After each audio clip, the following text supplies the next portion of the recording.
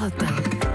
Il est 8h-5, Patrick Cohen. Noël sans mêle, Mathieu, on connaît votre technique. Souvent, quand l'actu est trop dur, trop dramatique, vous préférez esquiver en nous proposant des sons rigolos de Laurent Cabrol chantant Bella Ciao. Vous allez nous rediffuser ça aujourd'hui? Pas aujourd'hui. Ah bon? Non, Dommage. Patrick, non. Et je le dis sans fausse modestie, c'est tout à mon honneur. Car croyez bien qu'en termes de son rigolo de Laurent Cabrol, j'en avais 2-3 pas piqués des hannetons, dont un surtout que j'avais baptisé la météo des poils, qui, faites-moi confiance, en cette sombre journée, aurait apporté une respiration comique de bon aloi. Échantillon. Eh bien, la tendance des jeunes femmes, c'est de garder de plus en plus leurs poils.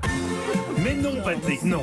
Car aujourd'hui, devant la gravité de ce qui se passe à Gaza, toute diversion, fût-elle par les poils, est vouée à l'échec. Bien sûr, j'aurais pu recourir à la deuxième martingale du chroniqueur satirique après les divagations pileuses de Laurent Cabrol, éviter l'actu principale, dramatique, pour vous parler d'une actu secondaire plus rieuse. Mais là encore, face aux 59 morts et plus de 2000 blessés à Gaza, aurais-je vraiment pu me présenter à vous et dans les yeux vous dire: oh Patrick, en ce 15 mai 2018, l'actu c'est évidemment l'interview en une du Parisien d'Eddie Mitchell. Eddie qui nous confie: Johnny me manque, je rêve que je suis à Saint-Tropez avec lui et qu'on se déguise en mousquetaire pour aller à un bal costumé. Oui. Je ne me voyais pas non plus évoquer ces autres titres, C'est pourtant émouvant. choc de l'actu. Et si on disait bye bye aux pailles en plastique, l'offensive anti-paille est lancée, ou encore pasteurisation obligatoire, c'est le camembert au lait cru qu'on assassine. Oui. Non Patrick, soyons sérieux, j'adore le calendos, mais avec 59 morts à Gaza, on s'en fout. S'il s'engage à arrêter de tirer, je suis même prêt à bouffer du caprice des dieux. Non, aujourd'hui je n'esquiverai rien, et certainement pas les conséquences désastreuses de la politique de celui qui disait vouloir, avec toutefois un meilleur accent, Make America Great Again.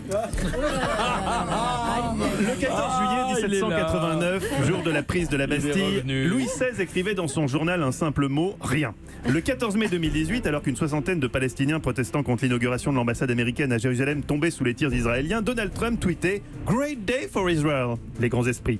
Alors il y a bien sûr cette théorie avancée par certains, cet espoir né de la réconciliation entre les deux Corées, que Donald Trump serait en fait un génie diplomatique qui, par un ingénieux coup de billard à 18 bandes, s'apprêterait à résoudre aussi le conflit israélo-palestinien. Il y a hélas une autre hypothèse, Patrick, qu'il soit tout simplement bête à bouffer du foin, con comme un balai, dumb as a broomstick, comme on dit dans le Maryland. Or, quand on se souvient de la puissance du message qu'il avait laissé dans le livre d'or du mémorial de Yad Vashem, à savoir So amazing, je n'oublierai jamais, comme s'il avait kiffé Space Mountain à Disneyland, il est à craindre que cette dernière hypothèse soit hélas la bonne et qu'à part flatter la couenne des gros Texans créationnistes qui l'ont porté au pouvoir, Trump n'ait en fait aucune vision pour le Moyen-Orient. Hélène, le sentiment de la chef du service politique en un mot? Pétard. Voilà, merci.